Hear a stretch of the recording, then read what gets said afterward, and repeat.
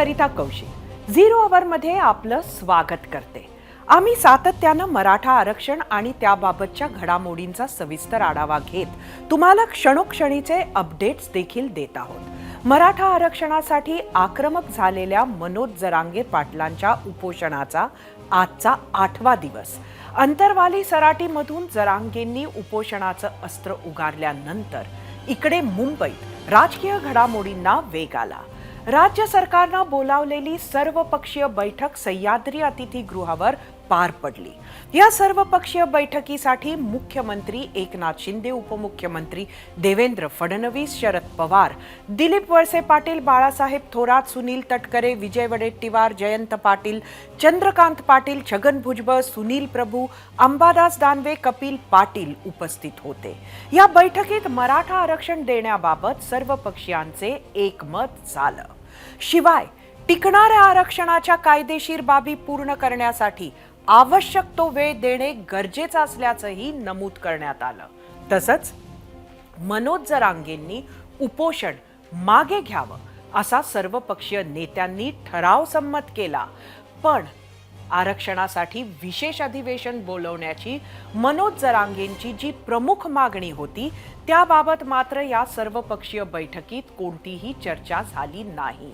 या सर्वपक्षीय बैठकीसाठी उद्धव ठाकरेंना निमंत्रण देण्यात न आल्यानं सर्वांच्या भुवया उंचावल्या.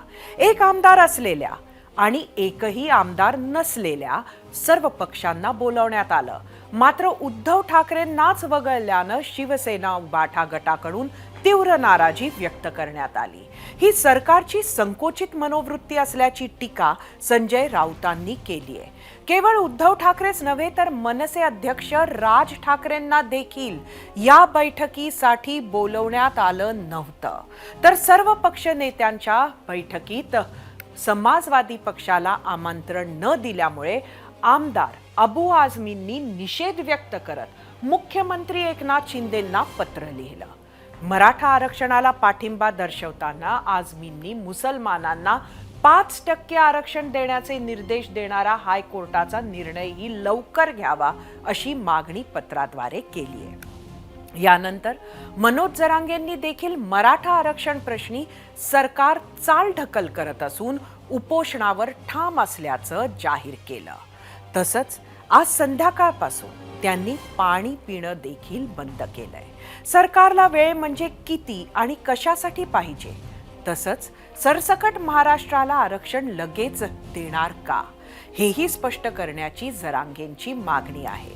त्यामुळे आता राज्य सरकार अंतरवाली सराटीमध्ये येऊन उपोषणावर ठाम असलेल्या मनोज जरांगे पाटलांची समजूत काढणार का, की मनोज जरांगे पाटील आणखी काही वेगळा निर्णय घेणार, याकडे मराठा आंदोलक आणि राज्याचं लक्ष लागून असणार आहे. इतर समाजावर अन्याय न करता मराठा समाजाला टिकणारं आरक्षण मिळालं पाहिजे ही भूमिका सर्व पक्षीयांनी घेतली. जो अवधी थोडा लागेल तो अवधी देण्याची आवश्यकता आहे आणि मराठा समाजाने देखील थोडा संयम पाळण्याची आवश्यकता आहे आणि सरकारला थोडा वेळ देण्याची आवश्यकता आहे. आणि म्हणून सर्वांनी एक आवाहन केलं की मनोज जरांगे पाटील यांनी या वेळ जो लागतोय तोपर्यंत त्यांना सहकार्य करावं आणि आपलं जे काही आंदोलन आहे, आपलं उपोषण जे आहे ते मागे घ्यावं. कोण म्हणतो तुम्हाला पक्षाचे होते सगळ्या, ते सगळे एकच आहेत आतून, ते फक्त आम्हाला मराठ्यांना येड्यात काढतात. चला तुम्ही या चर्चेला सांगा या गोष्टीसाठी पाहिजे, असं आम्ही मराठ्याला आरक्षण देणार आहेत आणि इतक्याच दिवसात देणार आहेत, मग आम्हाला बोला तुम्ही. चला या समोर तुम्ही एकदा होऊन जाऊ द्या, दूध का दूध पाणी पाणी, या समोर चला. मराठा आरक्षण आंदोलनाला कोणाचाही राजकीय पाठिंबा असला तरी मराठा समाज ज्या पद्धतीनं आक्रमक आणि नाराज झाला आहे त्यानुसार सगळ्याच पक्षांना त्याला तोंड द्यावं लागणार आहे, लागतही आहे. जर इतर कोणालाही नाराज न करता मराठा समाजाला आरक्षण द्यायचं असेल तर केंद्राची मदत घ्यावी लागणार आहे. मात्र हा मुद्दा सर्वपक्षीय पत्रात आला नाही. यावरच आम्ही आज तुम्हाला प्रश्न विचारला होता.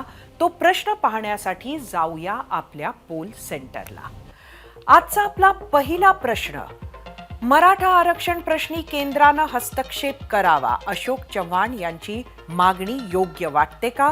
आज सकाळी ही मागणी बैठकीच्या आधी अशोक चव्हाणांनी केली होती. माध्यमांसमोर तुम्हाला सांगायचं होतं होय किंवा नाही. मराठा आरक्षण प्रश्नी मुंबईत पार पडलेल्या सर्व पक्षीय बैठकीवर संभाजी राजे छत्रपतींनी संतप्त प्रतिक्रिया दिली. बैठकांमध्ये वेळ न घालवता सरकारनं ठोस पावलं उचलावीत. केंद्र सरकारनं तात्काळ या विषयात लक्ष घालून मराठा समाजाला आरक्षण द्यावं अशी मागणी संभाजी राजेंनी एक्स या सोशल साईटवर ट्विट करत केली. तसंच सध्या आरक्षणाच्या नावानं केवळ पोकळ बैठकांचं सत्र चालू असल्याची टीका करत मुंबईत आज झालेल्या सर्वपक्षीय बैठकीला संभाजी राजे छत्रपतींनी गैरहजर राहणंच पसंत केलं.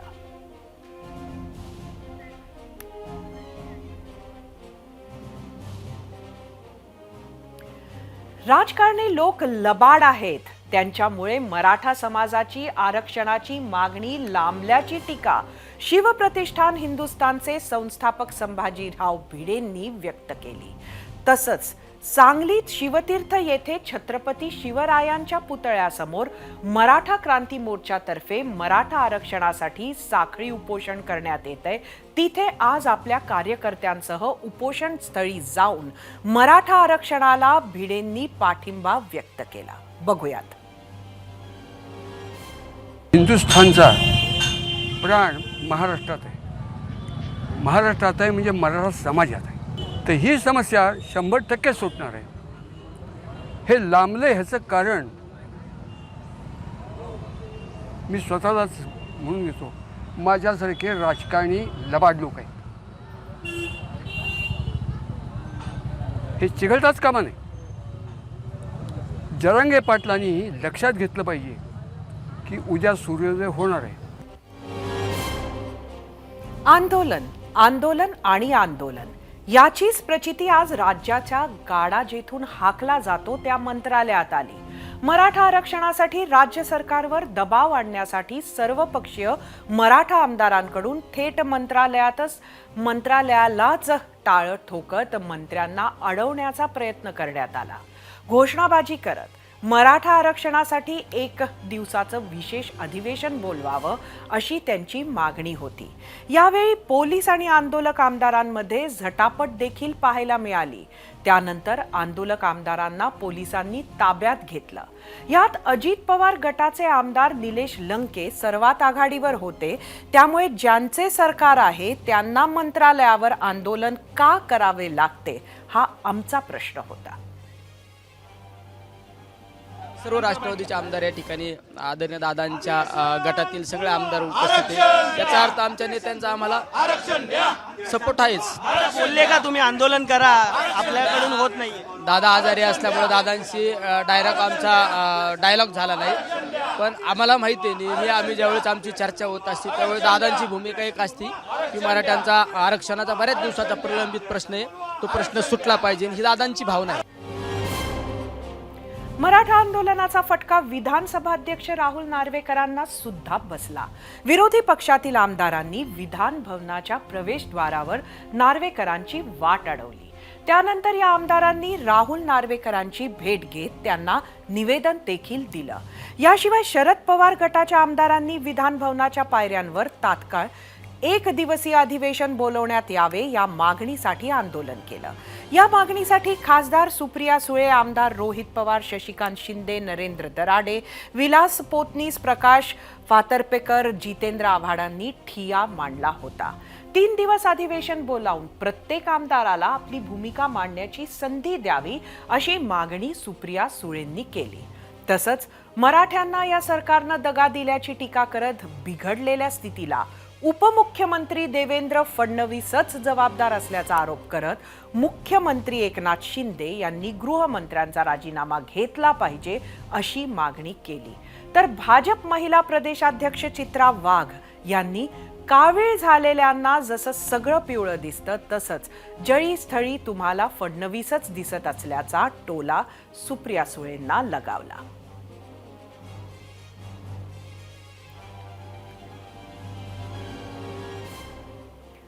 58 अतिविराट मोर्चे आंदोलनं आणि निवेदनं देऊनही मराठा आरक्षण पदरी न पडल्यामुळे आरक्षण मिळेपर्यंत 1 इंचही मागे हटणार नाही असा पवित्रा मनोज जरांगे पाटलांनी घेतलाय.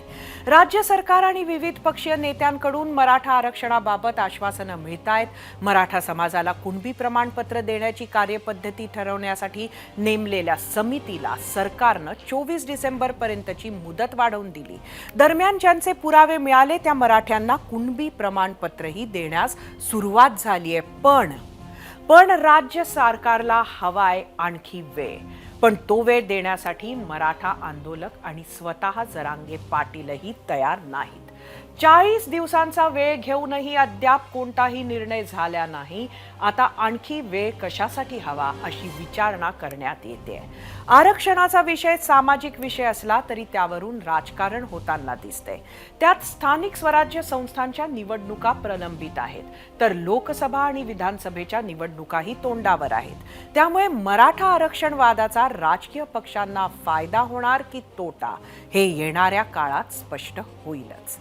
दरम्यान आम्ही विचारलेल्या प्रश्नावर तुम्ही काय प्रतिक्रिया दिल्या आहेत त्या बघण्यासाठी आपण जाऊया आपल्या मीडिया सेंटरला. आजचा आपला प्रश्न तुम्हाला परत सांगते.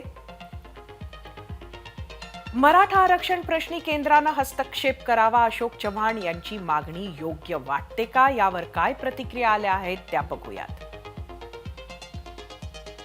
यूट्यूबवर गणेश जाहेर, गरजवंत मराठ्यांना आरक्षणाची अत्यंत गरज आहे. कुणबी मराठा एकच असून सरकारनं यावर लवकर निर्णय घ्यावा.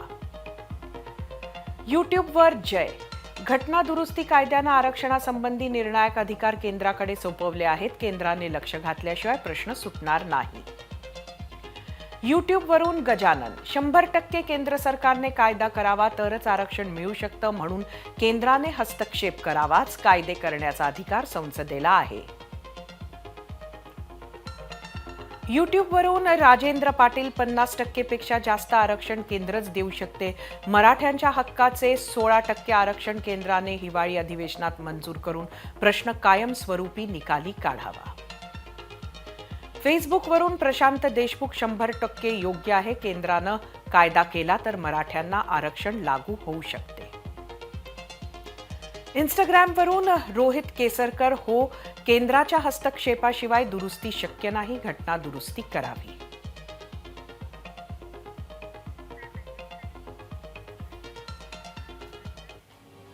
सर्वपक्षीय बैठकीनंतर तिकडे अंतरवाली सराटीत मनोज जरांगे पाटील यांनी सरकार आश्वासनं देऊन वेळ काढू भूमिका पार पाडत असल्याची टीका केली. मराठा समाजातील युवकांचे मुडदे पडत आहेत, युवकांचे करिअर बर्बाद होत आहे, परंतु तुम्हाला वाईट वाटत नाही. मग अरे तुरे केले, काही बोलले की तुम्हाला वाईट वाटते का, असा प्रश्न जरांगे पाटील यांनी केला. तसंच यापुढे काही दिवस आपण स्वभावात बदल करू, त्यांना गोड बोलू, असंही ते म्हणाले. मराठा आरक्षणाच्या याच ज्वलंत विषयावर बोलण्यासाठी आरक्षण विषयाचे अभ्यासक हरिभाऊ राठोड आपल्या सोबत उपस्थित आहेत. त्यांच्याशी बातचीत करायला आपण जाऊया आपल्या गेस्ट सेंटरला. हरिभाऊ, आपलं स्वागत आहे झिरो आवरमध्ये. खरं तर आज आपल्याला आरक्षण कसं मिळू शकतं या प्रश्नाकडे तर मी येईनच, मात्र आपल्याकडे कमी वेळ आहे आज, त्याच्यात आपल्याला काही गोष्टी विचारायच्या आहे आणि आपल्या राजकीय कारकीर्द लक्षात घेतात पहिला प्रश्न मी आपल्याला राजकारणाचा विचारेन की आज सर्वपक्षीय बैठक झाली, अशा वेळेला मात्र काही लोकांना यात बोलवण्यात आलं नाही. उद्धव ठाकरे आहेत, राज ठाकरे आहेत, अबू आझमी आहेत. याचे येणाऱ्या काळात काय परिणाम दिसतील? नाही, ठीक आहे, मलाही बोलवलं नाही, पण राग काय मानायचं त्याच्यात. कसं आहे की ज्यांच्याकडे काही प्रस्ताव असेल, त्यांच्याकडे काही अल्टरनेटिव्ह असेल, तुमच्याकडे नुसते सभा मिटिंगला येऊन काय करणार आहात तुम्ही? तुमच्याकडनं काही मार्गदर्शन होत नसेल, तुम्ही घरी बसूनही मार्गदर्शन करू शकता. काय झालंय सरिताजी, सगळेच म्हणतात आरक्षण पाहिजे, आम्ही मराठ्याच्या बाजूचे आहोत, पण कसं मिळेल हे पोलीस सांगत नाही. त्यामुळे काहीतरी आपलं सांगायचं 50%च्या वर, केंद्राकडे जा, इकडे जा, तिकडे जा, हे जे ना सल्ले, हे काय म्हणतो आपण, हे संविधानिक सल्ले नाहीये. एखादा तरी आमदार, एखादा तरी खासदार सांगतोय का की अशा पद्धतीने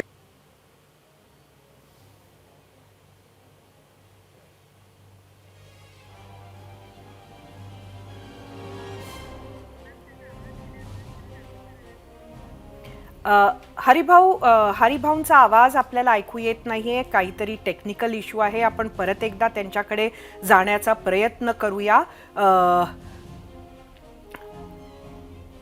हरिभाऊ, खरं तर हरिभाऊ राठोड यांच्याकडे प्रस्ताव सुद्धा आहे.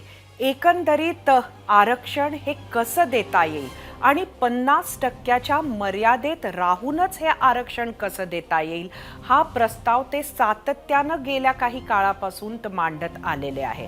आरक्षणाच्या मुद्द्यावर हरिभाऊ राठोड हे एक महत्त्वाचं नाव आहे. त्यांचा अभ्यास मोठा आहे आणि त्यांचा हा प्रस्ताव जो आहे तो मात्र शासन दरबारी अजूनही कोणी विचारात फारसा घेतलेला नाहीये असं दिसतंय. मात्र त्यांचा प्रस्ताव असा आहे की 50%च्या मर्यादेत राहून सुद्धा हे आरक्षण देता येईल. याचा अभ्यास करावा लागणार आहे.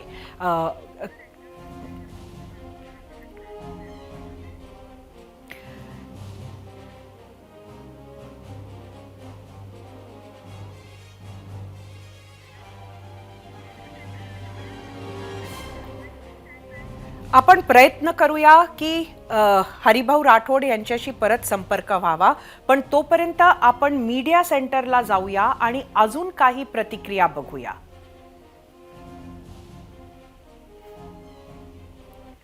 यूट्यूबवर नचिकेत पाटील यांची प्रतिक्रिया आहे. जातनिहाय जनगणना करा असं ते म्हणत आहेत. यूट्यूबवरच ज्ञानेश्वर पाटील यांची प्रतिक्रिया आहे. हाच एकमेव पर्याय आहे आणि तो केलाच पाहिजे, नाहीतर येत्या निवडणुकीमध्ये खासदारांना समाज त्यांची ताकद दाखवून देईल. यूट्यूबवरच जयवंत जाधव, केंद्र सरकारने आरक्षणाची मर्यादा वाढवली तर सहज शक्य आहे. त्यासाठी हिवाळी अधिवेशनात आरक्षणाबाबत नवीन बिल मंजूर करून घ्यावे. फेसबुकवरून अनिश साळुंके, यावेळी जर आरक्षण नाही तर इथून पुढे कुठल्याच राजकीय पक्षाला मतदान नाही. फेसबुकवरून रवी वर्णेकर, हा प्रश्न केंद्र सरकारने सोडवावा. कुणाच्या मनात काय आहे काही समजत नाही. राजकीय नेते अजूनही दिशाभूलच करत आहेत.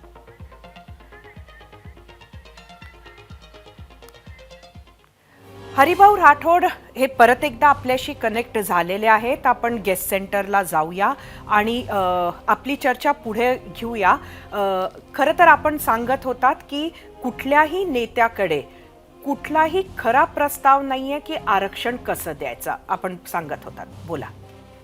जी, याला जोडूनच बघा, 14 ऑक्टोबरला मान्य मनोज जरांगे पाटीलने एक भाषण केलं होतं त्या महत्वाचं. त्याच्यात 5-7 मागण्या त्यांनी केल्या होत्या. त्याच्यापैकी एक मागणी त्यांची अशी होती की भटक्या विमुक्तासारखं आम्हाला आरक्षण तर दिलं तरी चालेल, पण ते टिकाऊ असलं पाहिजे. याच्यावर चर्चाच झाली नाही. याच्यावर मीडियामध्ये चर्चा झाली नाही, जनतेमध्ये झाली नाही आणि हा मुद्दा मागे पडत गेला. पण असं आरक्षण शक्य आहे असं आपलं म्हणणं आहे का? 100% शक्य आहे. हे ओबीसीचं सब कॅटेगरायझेशन करणं हा एकमेव पर्याय आहे. आणि हे काही आज नाही, 29 वर्षापूर्वी मान्य शरद पवार साहेबांनी जेव्हा मंडल आयोग लागू झाला होता महाराष्ट्रामध्ये, तेव्हा आपण ABCD केलं. त्यावेळेस सुद्धा मीच सल्ला दिला होता. मान्य शरद पवारांनी आज जशी बैठक झाली त्या बैठकीला मला बोलवलं होतं. राजकीय नेत्यांनाच नाही तर सामाजिक कार्यकर्त्यांना माझ्यासारख्याला बोलवलं होतं. मी त्यावेळेस बंजारी वाद होता, धनगर सुद्धा मागत होते आरक्षण आणि आम्ही त्यावेळेस सुचवलं. त्याप्रमाणे मान्य शरद पवार साहेबांनी भटक्यांना वेगळं दिलं, विमुक्तांना वेगळं दिलं. 3%, 3.5% धनगराला दिलं आणि 2% बंजाराला दिलं. बरोबर, हा प्रश्न मिटला. असाच हा प्रश्न आहे.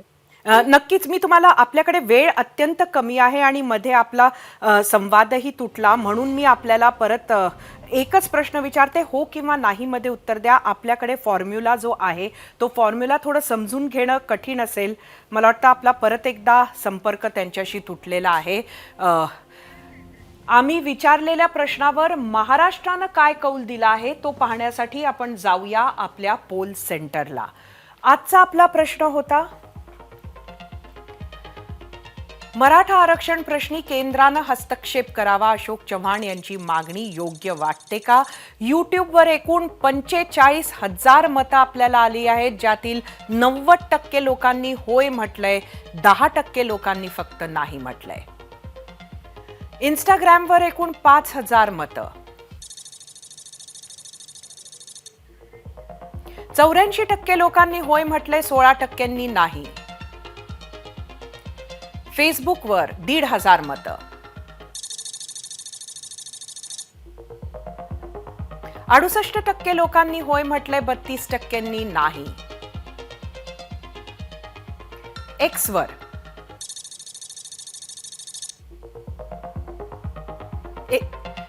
71% लोकांनी होय म्हटलंय, 29% लोकांनी नाही म्हटलंय. आमदार खासदारांचा पगार, भत्ते, निधी वाढवण्यासाठी सगळे लोकप्रतिनिधी पराकोटीचे मतभेद विसरून तात्काळ एकत्र येतात. कुणाला काही कळायच्या आत पगार वाढवूनही घेतात. तशी तत्परता इतर वेळी दिसत नाही अशी ओरड नेहमी होत असते. आणि त्यात तथ्यही असतं. जनतेच्या मुद्द्यावर, महाराष्ट्र हिताच्या मुद्द्यावर सर्व राजकीय पक्षांनी, सर्व राजकीय नेत्यांनी मॅच्युरिटी दाखवावी, एकत्र यावं असं आपण नेहमी म्हणत असतो. ते दृश्य आज मराठा आरक्षणाच्या सर्वपक्षीय बैठकीच्या निमित्तानं महाराष्ट्राला पाहायला मिळालं. रस्त्यावरचं भांडण वेगळं आणि न्यायालयीन लढाई, घटनात्मक पेच वेगळे याची जाणीव असलेले नेते आज एकत्र बसले होते आणि एकत्रित स्टेटमेंट इश्यू केलं. हे महत्त्वाचं. आता यापुढचे सामाजिक भान राखून मराठा आरक्षणाच्या मुद्द्यातील अडथळे ते आंदोलकांना समजावून सांगतील आणि ते सगळे अडथळे दूर करण्यासाठी सर्व पक्ष खरंच मिळून प्रयत्न करतील अशी आशा आजच्या या बैठकीमुळे बळावली आहे. आज महाराष्ट्रात सर्वात ज्वलंत बनत चाललेल्या मराठा आरक्षणाच्या मुद्द्यावर आपण चर्चा करत आहोत. आज मुंबईत सर्वपक्षीय बैठकीत काय झालं, त्यानंतर आलेल्या राजकीय प्रतिक्रियाही आपण पाहिल्यात. जे राजकारण सुरू झाले तेही आपण समजून घेतलं. आता वेळ झालीये आरक्षणाच्या मुद्द्यावर धगधगणारा महाराष्ट्र पाहण्याचा. आज बीड, जालना, परभणी, नांदेड, हिंगोली, धाराशिव, छत्रपती संभाजीनगर, सोलापूर, कोल्हापूर, नाशिक, पुणे, जळगाव, अहमदनगर, सांगली, अमरावती, नागपूर, अकोला, धुळे, वर्धा, यवतमाळसह 20 पेक्षा जास्त जिल्ह्यांमध्ये आंदोलनं पाहायला मिळाली. काही जिल्ह्यांमध्ये आक्रमक तर काही जिल्ह्यांमध्ये आंदोलनं शांततेच्या मार्गानं झाली. आज राज्यात कोणताही जिल्हा असो, आंदोलन कोणत्याही स्वरूपाचं असो किंवा आंदोलनं कोणीही करो, प्रत्येकाच्या 2च मागण्या आहेत. एक मराठा आरक्षण आणि दुसरी गोष्ट म्हणजे मनोज जरांगेंचं आरोग्य. कारण मनोज जरांगेंच्या दुसऱ्या टप्प्यातील उपोषणाला आज 8 दिवस पूर्ण झालेत. त्यात त्यांनी काही दिवस पाणी पण घेतलं नाही. त्यामुळे त्यांची प्रकृती चिंतेचा विषय बनत चालली आहे. याच दोन्ही गोष्टींवर आज सर्वपक्षीय बैठकही झाली. त्यावरच होता आपला आजचा दुसरा प्रश्न. तो पाहण्यासाठी आपण जाऊया आपल्या पोल सेंटरला. आजचा आपला दुसरा प्रश्न होता, सर्वपक्षीय बैठकीतील एकमतानंतर मनोज जरांगेंनी उपोषण मागे घ्यावं का? तुम्हाला सांगायचं होतं तुमचं मत होय किंवा नाही.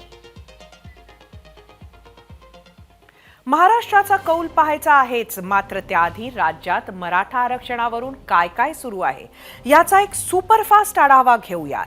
गेल्या 3 दिवसांमध्ये महाराष्ट्रात सुरू असलेलं मराठा आरक्षण आंदोलन आक्रमक होत चाललंय.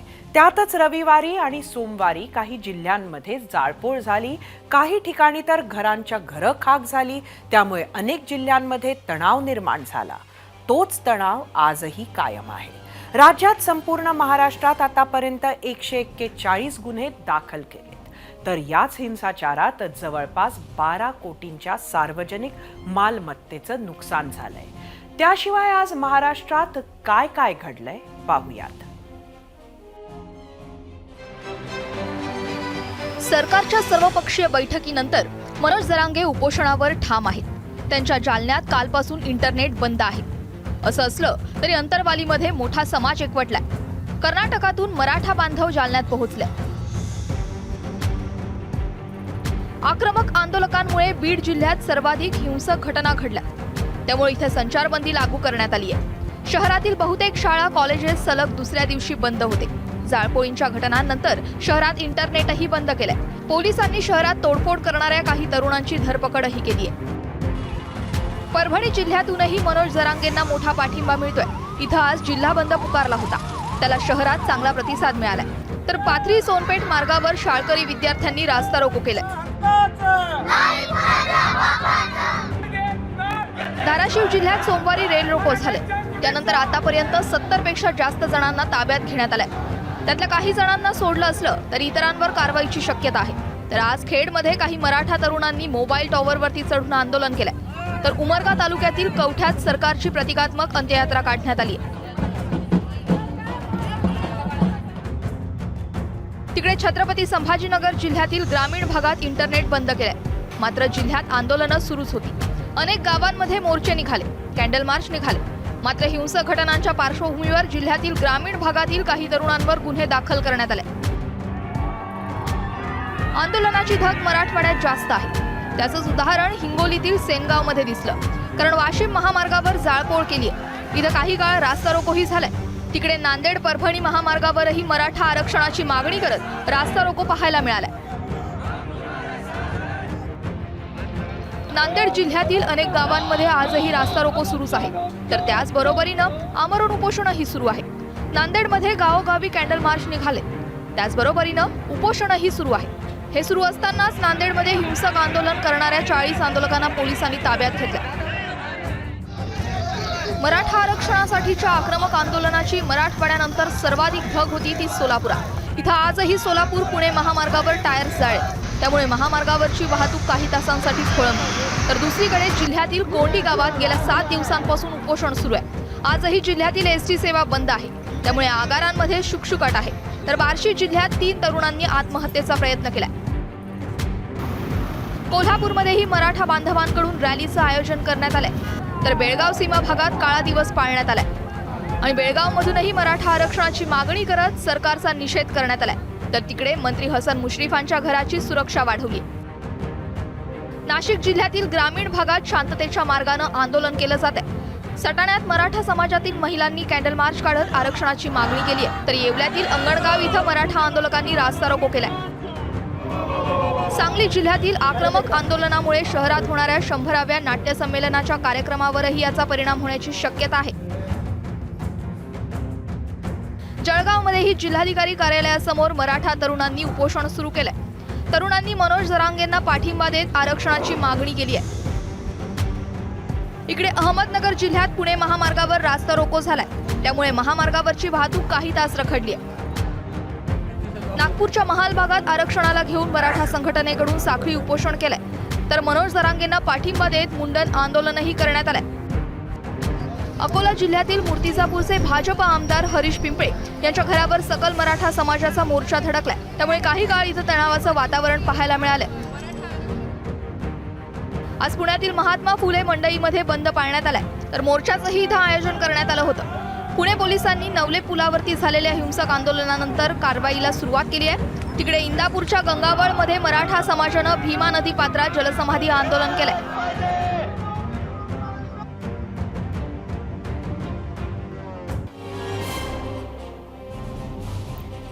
हाच मराठा आरक्षणाचा लढा अंतिम टप्प्यात आलाय. कारण मुंबईत सर्वपक्षीय बैठक झाली. त्यात सकारात्मक चर्चा झाली. तर काल मुख्यमंत्र्यांनी सांगितल्याप्रमाणे मराठवाड्यातील सगळ्याच जिल्ह्यांमध्ये नोंदी असलेल्या मराठ्यांना कुणबी प्रमाणपत्र वाटपाचा कार्यक्रम सुरूही झाला. मात्र त्याला काहीही प्रतिसाद मिळताना दिसत नाहीये. उलट त्याच्या विरोधात धाराशिवमध्ये जलसमाधी आंदोलन सुरू झालंय. भूम तालुक्यातही म्हात्रेवाडी गावात मराठा समाजाच्या तरुणांनी जलसमाधी घेत मराठा समाजाला सरसकट कुणबी प्रमाणपत्र वाटपाची मागणी केली. तर तिकडे परभणी जिल्ह्यात कुणबी प्रमाणपत्र वाटपाला 0 प्रतिसाद आलाय. इथं कुणबी प्रमाणपत्रासाठी एकही अर्ज आलेला नाही. तर नांदेड जिल्ह्यात 550 पेक्षा जास्त जणांच्या कुणबी नोंदी आढळून आल्यात. त्यांना उद्यापासून प्रमाणपत्र दिले जातील. मात्र इथेही असाच शून्य प्रतिसाद असण्याची शक्यता आहे. मात्र आजच्या आपल्या प्रश्नाला प्रतिसाद चांगला आहे. बघूया काय आहेत प्रतिक्रिया. आजचा आपला प्रश्न होता, सर्वपक्षीय बैठकीतील एकमतानंतर मनोज जरांगेंनी उपोषण मागे घ्यावं का? एक्स वरून विनायक, मराठा समाजाला शेंडी लावण्यासाठीचं षडयंत्र सफल. युट्यूबवरून अभिनव पवार, सरकारने भूमिका स्पष्ट करावी, प्रत्येक पक्षानं जाहीर करावं मराठ्यांना ओबीसीतून आरक्षणाला पाठिंबा म्हणून, विरोध असेल तर खुला विरोध करा. युट्यूबवरून सुनील जाधव, त्यांनी पाणी पिऊन आणि आरोग्य तपासणी करून हा लढा चालू ठेवावा. युट्यूबवरून सुनील निर्मळ, सर्व पक्षीयांनी आता मिळून आंदोलनाची वाट लावायचं ठरवलं आहे, कारण त्यांना मराठे काहीच भाव देत नाही आहेत, आता माघार नाही. युट्यूबवरून ज्योती बलशिंग, एकमतला कोण विचारतंय? सुधीर डोंगरे, प्रत्येक वेळी सरकार नवीन खेळी खेळत आहे आणि वेळ काढूपणा करत आहे, हे कितपत योग्य आहे? युट्यूबवरून एकनाथ राजपुरे, जरांगे पाटलांच्या उपोषणामुळे सरकार आणि इतरांना जाग आली, सरकारने टाइमलाईन सांगितली पाहिजे, मार्ग निघू शकतो, फक्त राजकीय इच्छाशक्ती पाहिजे. युट्यूबवरून अरुण शिंदे, मुदत द्यावी, दिलेल्या मुदतीत केलं नाही तर जरांगे ठरवतील पुढची दिशा. युट्यूबवरून चंद्रकांत सावंत, सर्वपक्षीय नेत्यांनी ठोस भूमिका घेतल्यानंतरच विचार करावा, अन्यथा मागे हटू नये, मराठा समाजाला लटकवत ठेवतील. युट्यूबवरून सुरेंद्र सावंत, विशेष अधिवेशन बोलावून निर्णय घेऊन केंद्राकडून आरक्षण मर्यादा वाढवून घ्यावी. फेसबुकवरून सतीश मनचुके, आरक्षणाचा प्रश्न सोडवण्यासाठी एकत्र आले होते की उपोषण सोडवण्यासाठी, तेच कळत नाही. फेसबुकवरून अनंत कुंभार, सद्यस्थितीत उपोषण मागे घ्यावे, सरकारशी सातत्यानं चर्चा करून आरक्षण मिळवावे. फेसबुकवरून ज्ञानेश्वर कल्याणे, आधी मुदत कशाला मागितली, सरकारला दया नाही, आपण आता मागे हटायचे नाही. फेसबुकवरून अनिल घुते, बरं झालं 2024च्या आधी सर्व पक्षांनी आपली मतं मांडली, आता आम्हाला पण सर्वपक्षीय बैठक घ्यावी लागेल. फेसबुकवरून सागर मुंगसे, जरांगे पाटलांचा निर्णय अंतिम असेल, हे सगळे एकाच माळेचे मणी आहेत. इंस्टाग्रामवरून धनराज गडाम, आमदार मंत्र्यांच्या वेतनवाढीचा ठराव लगेच कसा पास होतो, मग आरक्षणावर चर्चा करायला एवढा वेळ का? इंस्टाग्रामवरून नागेश ढेपे, संसदेच्या उद्घाटनासाठी विशेष अधिवेशन बोलवता येते, मग ह्या प्रश्नासाठी पण बोलवा अधिवेशन. इंस्टाग्रामवरून श्रेयस जाधव, सर्वपक्षीय बैठकीत काय केलं ते लाईव्ह दाखवा, जनतेला देखील कळायला हवं बैठकीत काय बोललं गेलं, फक्त निर्णय ऐकण्याची इच्छा नाही. इंस्टाग्रामवरून राजेंद्र पाटील, जरांगे पाटलांनी उपोषण मागे घेता कामा नये, यांना अल्टिमेटम देऊनही जाग नाही आली आणि आता हे एकत्र येत आहेत. इंस्टाग्रामवरून सौदागर बावळे, आम्हाला आरक्षणाचा हक्क पाहिजे, आता तुम्ही आमच्या दारात या मत मागण्यासाठी, एकही जण मतदान करण्यासाठी जाणार नाही, लिहून घ्या. ज्या बीडमध्ये संचारबंदी होती त्या बीडमध्ये आज स्थिती शांत आहे. आता संचारबंदी नाही पण जमावबंदी आहे. मात्र 2 दिवसांपासून इथलं इंटरनेट आजही बंद ठेवलेलं होतं. तसंच जालन्यातही स्थिती शांत होत चालली आहे. तर छत्रपती संभाजीनगरच्या ग्रामीण भागातही इंटरनेट बंद केल्याचं कळतंय. आपणही राज्यात अशीच शांतता प्रस्थापित होईल हीच अपेक्षा करूयात, कारण हिंसेच्या मार्गानं कोणत्याही आंदोलनाला यश येत नाही. उलट हिंसेमुळे आंदोलनाचा मूळ उद्देश पूर्ण होत नाही. आंदोलन भरकटवल्याचाच इतिहास आहे. आताही महाराष्ट्रात मनोज जरांगेंचं उपोषण सुरू असेपर्यंत राज्यव्यापी आंदोलनं सुरूच राहतील. त्यावरच होता आपला आजचा दुसरा प्रश्न, ज्याचा पोल रिझल्ट पाहण्याची वेळ आता आली आहे. तोच पाहण्यासाठी आपण जाऊया आपल्या पोल सेंटरला. आजचा प्रश्न परत एकदा सांगते. सर्वपक्षीय बैठकीतील एकमतानंतर मनोज जरांगेंनी उपोषण मागे घ्यावं का? एकूण 53,000 मतं आलीत. 36% लोकांनी होय म्हटलंय, 64% लोकांनी नाही म्हटलंय.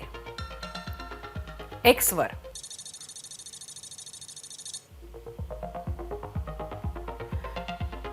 45% लोकांनी होय म्हटलंय, 55% नाही. इंस्टाग्रामवर एकूण 9,000 मतं. 55% लोकांनी होय म्हटलंय, 45% नाही. फेसबुकवर एकूण 2,000 मतं. 38% लोकांनी होय म्हटलंय, 62% लोकांनी नाही. आर्ट ऑफ वॉर हे चायनीज पुस्तक जगातलं बेस्टसेलर पुस्तक आहे. साधारण 2,500 वर्षांपूर्वी सांगितलेलं हे मुत्सद्देगिरी युद्धनीतीचं तंत्र आहे. त्याच्या इंग्रजी आवृत्तीच्या लाखो प्रती विकल्या जातात. त्यातलं एक महत्त्वाचं तत्व आहे, he will win who knows when to fight and when not to fight. म्हणजे कधी लढायचं आणि कधी थांबायचं हे ज्याला कळतं तोच विजयी होतो.